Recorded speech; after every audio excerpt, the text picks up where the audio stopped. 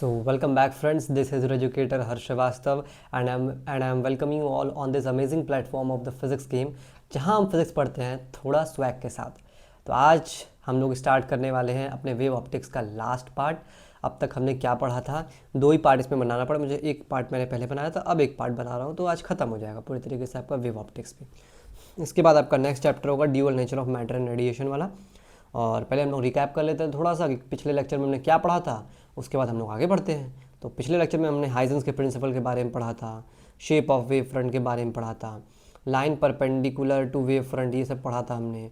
उसके अलावा हमने पढ़ा था फ्रीक्वेंसी के बारे में, बिहेवियर ऑफ प्रिज्म में हमारे पास जब वेव फ्रंट जाती हैं प्लेन वेव फ्रंट तो किस तरह से वो निकलती हैं बाहर, ये सारी चीज़ें। स्फेरिकल मिरर के बारे में पढ़ा था, laws of refraction on the base of Huygens wave theory, फिर उसके बाद हमने ये सब चीज़ें पढ़ी थी।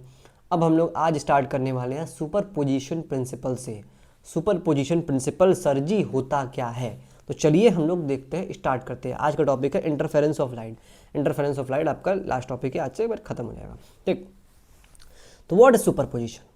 सुपरपोजिशन क्या, सुपर इस नाम से ही समझ में आ रहा है, पोजिशन सुपरपोजिशन मतलब सुपर पोजिशन मतलब एक के ऊपर एक तरह से कह सकते हो।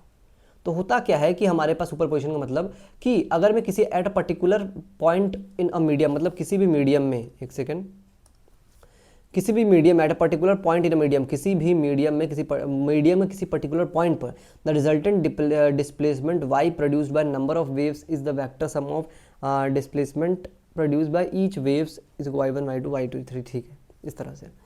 तो होता क्या है इसमें सुपरपोजिशन ऑफ वेव्स में कि हमारे पास नंबर ऑफ वेव्स, जब ढेर सारी वेव्स आ जाती हैं तो रिजल्टेंट वेव का वैल्यू क्या होता है, हम लोग तीनों का जितना डिस्प्लेसमेंट हुआ रहता है सम ऑफ डिस्प्लेसमेंट को जोड़ देते हैं। मतलब वेव द्वारा जितना डिस्प्लेसमेंट की नंबर ऑफ वेव्स हमारे पास जो आ जाती हैं, जो उनका रिजल्टेंट डिस्प्लेसमेंट जो होता है वो y1 y2 y3 सबका एक एक करके जो डिस्प्लेसमेंट रहेगा उसको हम लोग ऐड कर देंगे। The resultant displacement y produce by number of waves, जो रिजल्टेंट डिस्प्लेसमेंट y प्रोड्यूस होता है नंबर ऑफ वेव्स के द्वारा, वो क्या होता है, vector sum of displacement. Vector sum और वेक्टर यहाँ पे लगाना कोई ज़रूरी बात नहीं है क्योंकि डिस्प्लेसमेंट भी एक वेक्टर क्वांटिटी है, तो हम लोग सिंपल बोल सकते हैं कि the resultant displacement y produce by number of waves is the sum of displacement produce by each wave. हर एक वेव के द्वारा एक इंडिविजुअल जो डिस्प्लेसमेंट प्रोड्यूस किया जाता है उन सब के सम को अगर हम लोग ऐड कर देते हैं तो हमारे पास रिजल्टेंट डिस्प्लेसमेंट आ जाता है। सिंपल सुपरपोजिशन प्रिंसिपल यही कहता है। क्या कहता है सिंपल सुपरपोजिशन प्रिंसिपल? हमारे साथ फिर से दोहराइए, दोहराइए मर्दवा, बोलिए यार, बोलोगे नहीं तो सीखो कैसे, बोलो क्या होता है। रिजल्टेंट वेव जो होता है produce by number of waves, resultant wave produce by number of waves, वो क्या होता है, रिजल्टेंट वेव जो होता है जो कि प्रोड्यूस होता है नंबर ऑफ वेव्स के द्वारा, वो क्या होता है, वो सम होता है हमारे पास displacement produce by each of the waves. हर एक वेव के द्वारा जो डिस्प्लेसमेंट प्रोड्यूस होता है उसी के सम को हम लोग क्या कहते हैं, रिजल्टेंट वेव, रिजल्टेंट डिस्प्लेसमेंट। और यही हमारे पास सुपरपोजिशन प्रिंसिपल बताता है, ठीक। इतनी बात समझ में आ गई होगी। और अगर शॉर्ट में याद रखो तो y is equal to y1 plus y2 plus y3 dot dot yn हो जाएगा, yn हो जाएगा, ठीक।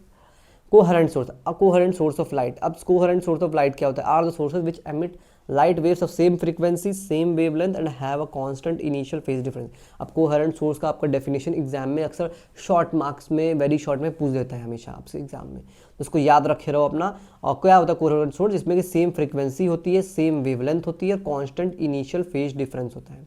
क्या होता है, सेम फ्रीक्वेंसी होता है, सेम वेवलेंथ होता है और कांस्टेंट इनिशियल फेज डिफरेंस होता है। फिर से बोलो, कोहेरेंट सोर्स क्या होता है, कोहेरेंट सोर्स हमारे पास लाइट का होता है, are the sources which emit light waves, ऐसी लाइट वेव्स को वो एमिट करता है जिनका फ्रीक्वेंसी सेम होता है, वेवलेंथ सेम होता है और कांस्टेंट इनिशियल फेज डिफरेंस होता है, ठीक। अब कोहेरेंट सोर्स ऑफ लाइट को हम लोग कैसे पा सकते हैं, by deriving two sources from primary और initial source. By division of wave front से हम लोग कोहेरेंट सोर्स को लेके आ सकते हैं और डिवीजन ऑफ एम्पलीट्यूड से हम लोग ले करके आ सकते हैं कोहेरेंट सोर्स को, ठीक है। आगे क्या है, two such sources of light which do not emit light waves with a constant phase difference are called incoherent source. अब जो कि हमारे पास एमिट ऐसी लाइट जो दो सच सोर्सेज, ऐसे सोर्सेज जो कि हमारे पास emit do not emit light waves with constant phase difference, मतलब फेज डिफरेंस अलग हो, ऐसी लाइट वेव को प्रोड्यूस करे जिनका फेज डिफरेंस अलग हो, उसको हम लोग इनकोहेरेंट सोर्स के अंदर कंसिडर करेंगे। What is incoherent source? ऐसी सोर्स जो कि हमारे पास ऐसी लाइट वेव को प्रोड्यूस करे जिनकी फेज डिफरेंस कांस्टेंट नहीं हो, जिनका फेज डिफरेंस कांस्टेंट नहीं हो, उसी को हम लोग क्या कहते हैं सर, क्या कहते हैं sir, incoherent source. What is incoherent source? The source which produce the light wave which is having which is not having a constant phase difference is called incoherent source, उसी को कहते हैं। ठीक, अब कंडीशन ऑफ सस्टेन्ड इंटरफेरेंस, अब जो अच्छी तरीके से इंटरफेरेंस होता है, एक तरह से सस्टेनेबल इंटरफेरेंस, उसके कंडीशंस क्या होते हैं? Two sources of light must be coherent. अगर हमें इंटरफेरेंस कराना, सस्टेन्ड इंटरफेरेंस कराना है, तो उसके लिए हमारे पास कोहेरेंट सोर्स ऑफ लाइट रहना चाहिए। जो हमारे पास दो सोर्सेज ऑफ लाइट है वो क्या होनी चाहिए? कोहेरेंट होनी चाहिए, must be coherent. The amplitude of electric field vector of interfering wave should be equal to have greater constant. इसका सिंपल, ये लाइन पढ़ने के बाद आपको उम्मीद है, मेरे ख्याल से आपको कुछ समझ में तो आया होगा नहीं ये लाइन पढ़ने के बाद, लेकिन हम लोग इसको थोड़ा सा बारीकियों से आपको सिंपल वे में समझाते हैं। बेसिकली सिंपल ये बोल क्या रहा है, अगर वेव्स के एम्पलीट्यूड सेम है तो परफेक्ट कॉन्ट्रास्ट इमेज बनेगी। सिंपल ये कह रहा है कि अगर वेव्स के एम्पलीट्यूड हमारे पास सेम है तो हमारे पास शार्प, ग्रेटेस्ट कॉन्ट्रास्ट का मतलब एक शार्प क्लियर इमेज बनती है हमारे पास, क्लियर हमारे पास इमेज ही कह सकते हो एक तरह से। तो हमारे पास वो बनता है, फ्रिंज बनता है, एक तरह से कह सकते हो इमेज, परफेक्ट कॉन्ट्रास्ट इमेज होंगे। ठीक है, तो एम्पलीट्यूड अगर में इलेक्ट्रिक फील्ड वेक्टर का सेम होता है, amplitude of electric field vector interfering wave should B same, तो एम्पलीट्यूड जो है हमारे पास अगर वो सेम होते हैं तो परफेक्ट कॉन्ट्रास्ट इमेज हमारे पास फॉर्म होगा। परफेक्ट कॉन्ट्रास्ट मतलब एक क्लियर इमेज हमारे पास फॉर्म होगी। चलिए, इतनी बात हो सकता है आपको समझ में आ गई होंगी। तो यहाँ पे पॉज करते हैं, थोड़ा सा ब्रेक लेते हैं, हमें थोड़ा सा ड्रिंक्स ब्रेक ले लेते हैं।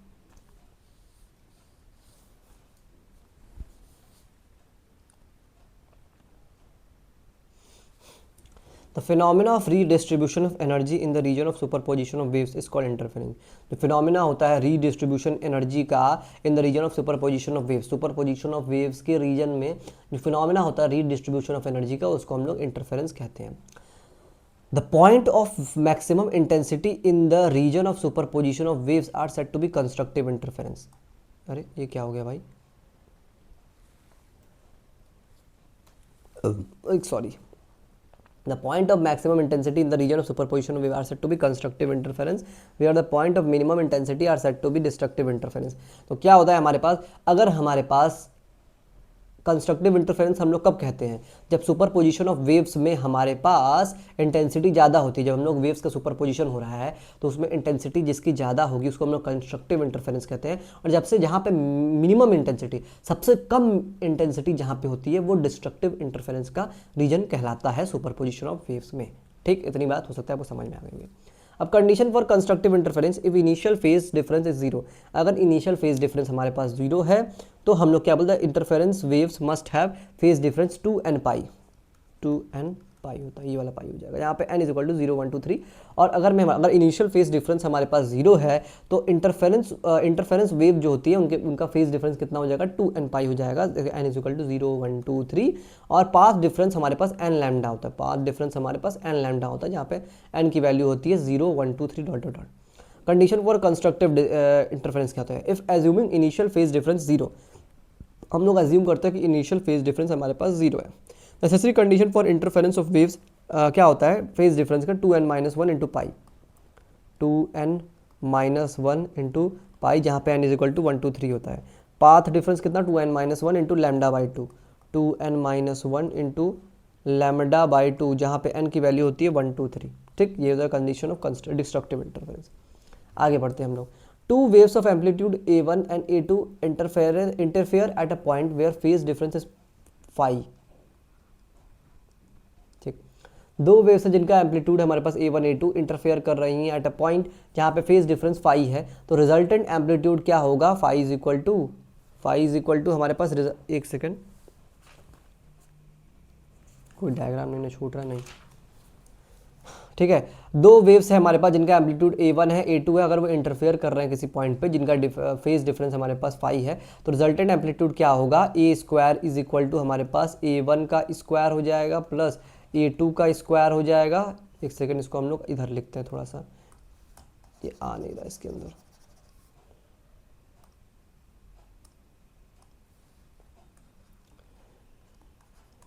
ए स्क्वायर इज इक्वल टू क्या हो जाएगा हमारे पास, A1 का स्क्वायर हो जाएगा, A2 का स्क्वायर हो जाएगा plus 2 times of A1 into A2 cos of phi हो जाएगा। ठीक, ये होता है हमारे पास अगर दो वेव्स एम्पलीट्यूड A1 A2 अगर इंटरफेयर कर रही हैं, इनका फेज डिफरेंस फाई है। For constructive interference a max is equal to, constructive interference के लिए हमारे पास कंडीशन क्या बन जाएगी, a max is equal to A1 plus का A2 का होल स्क्वायर, ये होता है कंस्ट्रक्टिव इंटरफेरेंस का। फॉर डिस्ट्रक्टिव इंटरफेरेंस ये बन जाएगा हमारे पास a min is equal to क्या हो जाएगा, A1 माइनस का A2 का स्क्वायर। ऑल्सो रिजल्टेंट इंटेंसिटी हमारे पास क्या होता है, रिजल्टेंट इंटेंसिटी का फॉर्मूला होता है मैग्नीट्यूड में I1 प्लस का I2 प्लस का 2 times of square root of I1 I2 cos of phi. ये हमारे पास होता है आई रिजल्टेंट का फॉर्मूला, रिजल्टेंट इंटेंसिटी का फॉर्मूला क्या होता है हमारे पास, I1 plus I2 2 times of root में I1 I2 cos of phi हो जाता है। ठीक, अब हमारे पास नेक्स्ट केस क्या है, एक सेकेंड, हाँ नेक्स्ट केस हमारे पास क्या है, जब हमारे पास I1 is equal to I2 हमारे पास I0 के बराबर हो जाएगा। When I1 is equal to I2 is equal to I0 के बराबर अगर ये सारी चीज़ें हो जाती हैं तो हमारे पास रिजल्टेंट इंटेंसिटी उस केस में क्या हो जाएगा, आई रिजल्टेंट की वैल्यू हो जाएगी I0 प्लस का I0 plus 2 times of I0, इसमें पुट कर रहे हैं 2 times of I0 cos of phi बन जाएगा ये, और इसको हम लोग लिख सकते हैं 2 times of I0 1 plus cos of phi, इसको लिख सकते हैं हम लोग। ठीक है, और आई की वैल्यू हम लोग और क्या लिख सकते हैं, 4 times of I0 cos square phi by 2 हम लोग लिख सकते हैं आई की वैल्यू। ठीक, ये हमारे पास हो गई रिजल्टेंट इंटेंसिटी अगर I1 is equal to I2 is equal to I0 के बराबर है। अब हम लोग आते हैं अपने यंग्स डबल स्लिट एक्सपेरिमेंट में। अब क्या होता है, YDSC जिसको कि हम लोग कहते हैं YDSE, Young's double slit experiment, Young's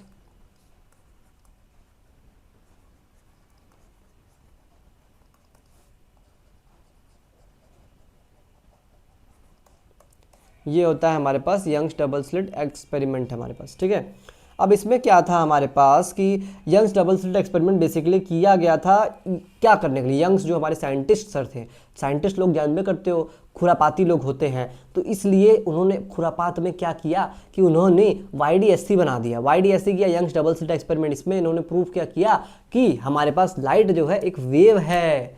क्या है, लाइट एक वेव है। यही किसने प्रूव किया, यंग्स साहब ने।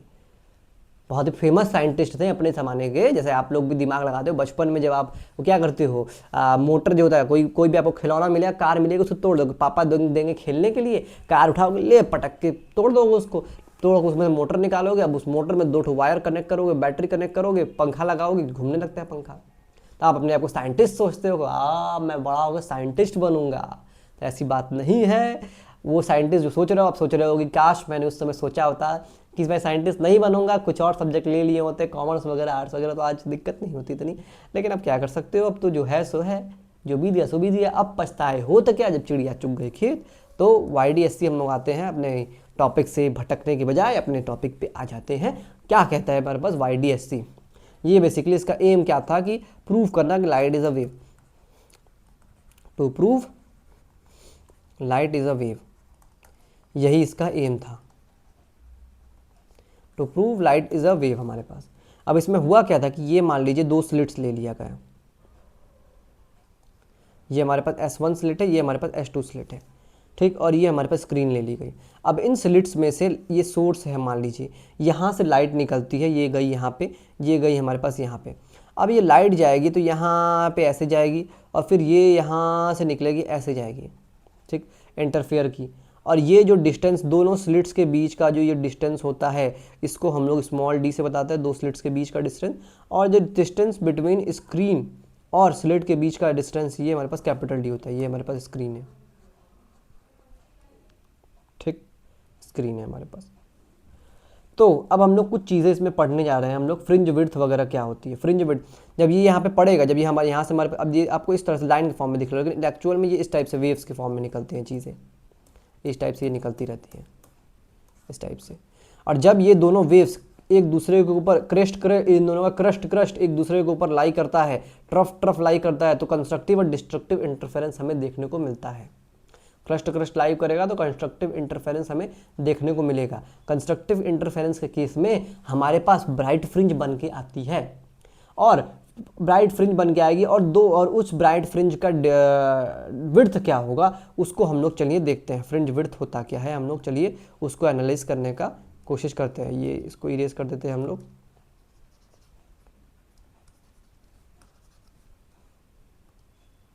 ये हमारे पास स्मॉल डी है, ठीक। तो fringe width of bright and dark fringes, fringe width of bright and dark fringes कितना होता है? यहाँ पे हमें लग रहा है एक पेज हमें लेना पड़ेगा, पेज हमें लेना पड़ेगा।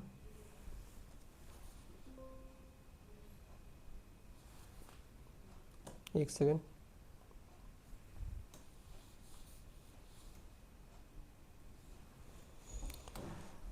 तो फ्रिंज विड्थ हमारे पास क्या होता है? देखिए, fringe width of bright and dark fringes, fringe width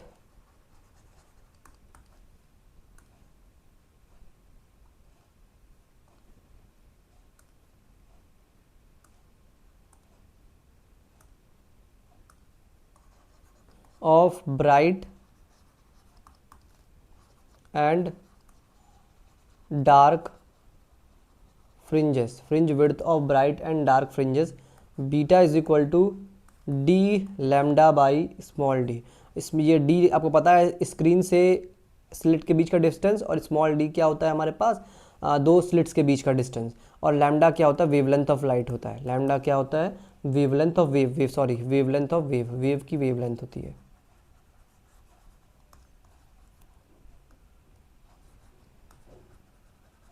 ठीक, इतनी बात हो सकती है, आपको समझ में आ गई होगी। अब आगे बढ़ते हैं हम लोग, एंगुलर विड्थ के बारे में पढ़ते हैं। एंगुलर विड्थ क्या होती है? एंगुलर विड्थ जो होता है उसका फॉर्मूला, एंगुलर फ्रिंज विड्थ, इसको हम लोग डिनोट करते हैं थीटा से। Theta is equal to beta upon में कैपिटल डी, इसको कि हम लोग लैम्डा अपॉन में स्मॉल डी के फॉर्म में लिख सकते हैं। ठीक, ये आपका एंगुलर फ्रिंज विड्थ का फॉर्मूला होता है। ये कैसे कट गया भाई?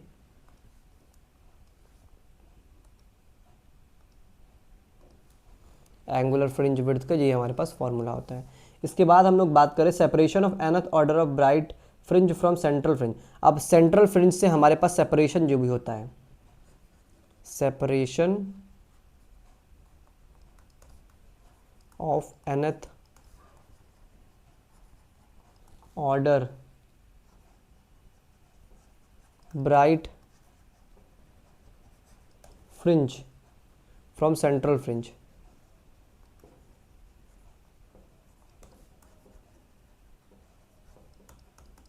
सेंट्रल फ्रिंज से सेंट्रल ब्राइट फ्रिंज जो बनता है, उसके बाद जो मान लीजिए सेंट्रल ब्राइट फ्रिंज है यहाँ पे, ठीक, इसके बाद मान लीजिए हमारे पास ब्राइट फ्रिंज बन रही है यहाँ पे, इसके बाद यहाँ पे मान लीजिए ब्राइट फ्रिंज बन रही है।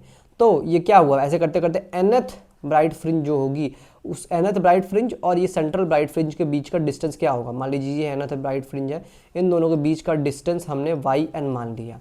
अब इस yn को हमें लिखना है, तो कैसे लिखेंगे हम लोग? इस yn को हमें लिखना है, ठीक है।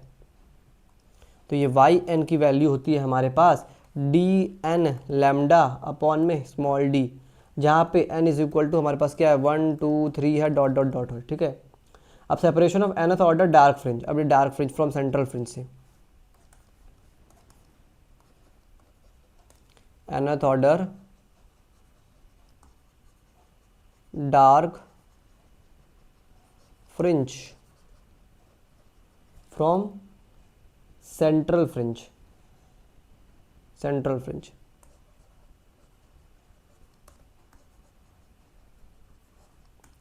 इसका फॉर्मूला हमारे पास क्या होता है? yn is equal to 2n minus का 1, 2n माइनस का 1 डी एन, सॉरी n नहीं होगा, yn अपॉन में डी लैम्डा अपॉन में 2d, डी लैम्डा अपॉन में 2d इसका हो जाएगा, क्या होगा? डी लैम्डा अपॉन में 2d, डी लैम्डा अपॉन में 2d, 2n minus 1 D lambda upon में 2d जहाँ पे हमारे पास n की वैल्यू होती है 1, 2, 3 डॉट डॉट डॉट n तक चला जाएगा, ठीक। उसके बाद अब हम लोग बात करें angular position of nth order. अब angular position of nth order की हम लोग बात करते हैं। और पेजेस लेने पड़ेंगे क्या? एक पेज और लेना पड़ेगा। तो हमें क्या हुआ, angular position of nth order, angular position of nth order, angular position of nth order, nth order की एंगुलर पोजीशन कितनी होगी हमें बताना है। ठीक है, तो ब्राइड फ्रिंज के केस में क्या होगा, BRIGST, bride fringe, bride fringe के केस में हमारे पास क्या होता है, स्मॉल yn अपॉन में capital D, that is n lambda upon में D हो जाएगा। और डार्क फ्रिंज के केस में क्या हो जाएगा हमारे पास, डार्क फ्रिंज के केस में हमारे पास हो जाएगा yn अपॉन में D 2n-1 lambda by D, lambda by small d, जहाँ पे n की वैल्यू हमारे पास 1, 2, 3 डॉट डॉट डॉट होती है। और एक लास्ट पॉइंट हमारे पास अब क्या है, fringe width will decrease when the whole apparatus taken from air to denser medium. Fringe width हमारे पास डिक्रीज करेगी, fringe width will decrease when we take apparatus, when whole apparatus, जब हमारे पास whole apparatus जो है हमारे पास is taken from air to denser, is taken, एक second,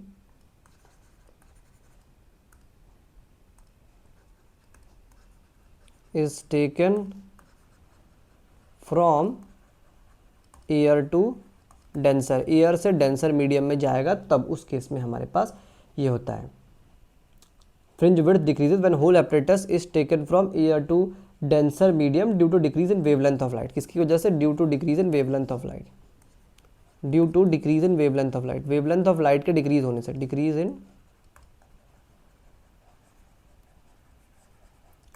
wavelength of light, light के वेवलेंथ के डिक्रीज होने की वजह से सर जी हमारे पास जो फ्रिंज विड्थ होता है वो डिक्रीज हो जाता है। ठीक, इतनी बात हो सकती है, आपको समझ में आ गया। अब हम लोग बात करते हैं intensity distribution graph of YDSC, Young's double slit experiment का इंटेंसिटी डिस्ट्रीब्यूशन ग्राफ के बारे में हम लोग डिस्कशन करते हैं। The intensity distribution in Young's double slit experiment is shown below. क्या होता है यंग्स डबल स्लिट एक्सपेरिमेंट का इंटेंसिटी डिस्ट्रीब्यूशन, चलिए इसको हम लोग ड्रॉ करने का प्रयास करते हैं। तो ये हमारे पास इस तरह से ये होता है, थोड़ा सा ग्राफ ऐसे बनेगा तो देख लीजिएगा। उसमें होता क्या है कि हमारे पास एम्पलीट्यूड जो होता है वो सेम रहता है, बस इंटेंसिटी जो होती है जैसे जैसे हम लोग दूर जाते हैं वो घटती जाती है। ये हमारे पास जो है वाई एक्सिस है, ये एक्स एक्सिस है, ठीक। और ये हमारे पास क्या है, सेंट्रल ब्राइट है, सेंट्रल ब्राइट है, ये सेंट्रल ब्राइट है। जैसे जैसे हम लोग इधर मूव करते जाएंगे वैसे वैसे इसकी इंटेंसिटी जो है वो डिक्रीज करती जाएगी। मतलब उसकी जो चमकाहट होती है, चमकाहट बोल सकते हैं, चमकाहट जो होती है उसकी जो ब्राइटनेस जो होती है वो घटने लग जाती है जैसे जैसे हम लोग मूव करते जाएंगे सेंटर से डिस्टेंस पे। लेकिन एम्पलीट्यूड जो होता है वो सेम रहता है, एम्पलीट्यूड सबका जो है सेम होता है, आइडियली एम्पलीट्यूड जो है सेम होता है। अब बात करते हैं हम लोग intensity of light is proportional to the width of slit and ratio of slit width a. तो होता क्या है कि इंटेंसिटी ऑफ लाइट जो होता है वो प्रोपोर्शनल होता है विड्थ डी के, स्लिट विड्थ डी के, and ratio of slit width a के हमारे पास।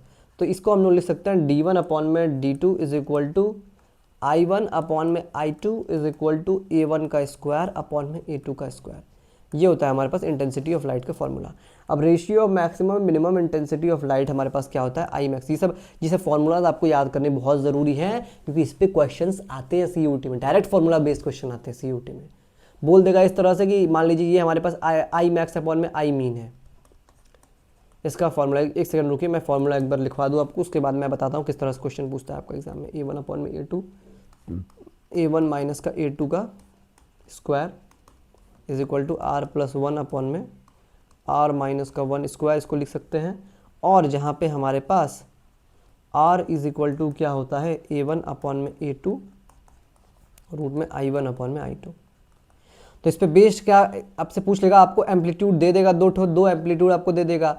फिर पूछेगा कि अगर मैं I1 को हमने 2 टाइम्स बढ़ा दिया, अगर हमने I1 को 2 टाइम्स बढ़ा दिया तो हमारे पास I2 कितना हो जाएगा, ये पूछ लेगा। या तो पूछ लेगा, आपको A1 देगा, A2 की वैल्यू आपसे निकालने को कहेगा, और I1 आपको I1 जो पहला वाला इंटेंसिटी उसको I1 ले लेगा, दूसरे वाले इंटेंसिटी को आपको ले लेगा 2 टाइम्स ऑफ I1, A2 की वैल्यू पूछ देगा तो आपको I1 के रिस्पेक्ट में निकालना होगा। तो इस तरह से आपके क्वेश्चन एग्जाम में बनते रहते हैं, तो इसलिए आपको जो है ये सारे फॉर्मूलाज आपके टंग पे होने चाहिए, ठीक है।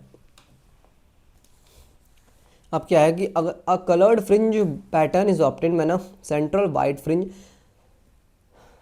मैन, अच्छा, हमारे पास कलर्ड फ्रिंजेस हमारे पास ऑब्टेन्ड कब होते हैं, जब हम लोग, अभी तक हम लोग क्या कर रहे थे, हम लोग लेज़र लाइट का यूज़ कर रहे थे। ये जो सोर्स है आपका, ये जो सोर्स है यहाँ पे, सपोज कीजिए एक लेज़र लाइट का हम लोग यूज़ कर रहे थे। लेज़र लाइट में क्या मोनोक्रोमेटिक लाइट होती है, एक कलर की लाइट होती है आपकी।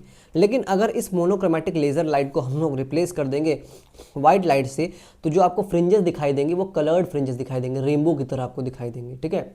If a refracting slab of thickness T is placed in front of one of the two slits of IDSA, then fringe pattern gets shifted by n fringes is given by mu minus T, mu minus 1 into T n lambda। यहाँ पे हमारे n lambda है, जहाँ पे हमारे पास mu क्या है, refractive index है उस स्लिट का। मान लीजिए आपके पास ये कहाँ है, ये जो आपका स्लिट है, इस स्लिट के बीच में हमने मान लीजिए एक कुछ हमने एक थिकनेस टी का, थिकनेस टी, इसका थिकनेस कितना है हमारे पास टी है, इसकी थिकनेस टी है, एक थिकनेस टी का अगर हमने स्लैब पुट कर दिया S1 के सामने, तो उस केस में हमारे पास जो इसका फ्रिंज पैटर्न है वो शिफ्ट हो जाएगा n लैम्डा से। इसको हम लोग लिख सकते हैं mu minus 1 into n lambda, mu minus 1 into n lambda.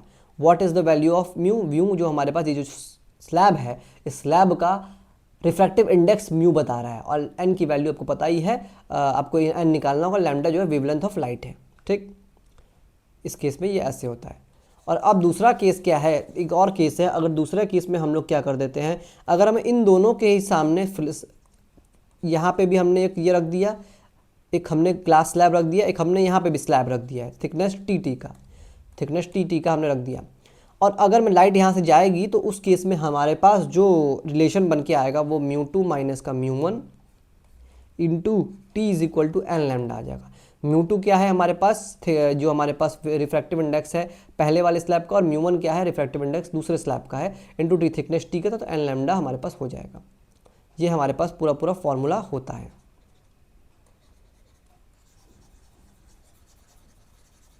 ठीक। ये हमारे पास फॉर्मूला होता है इसका।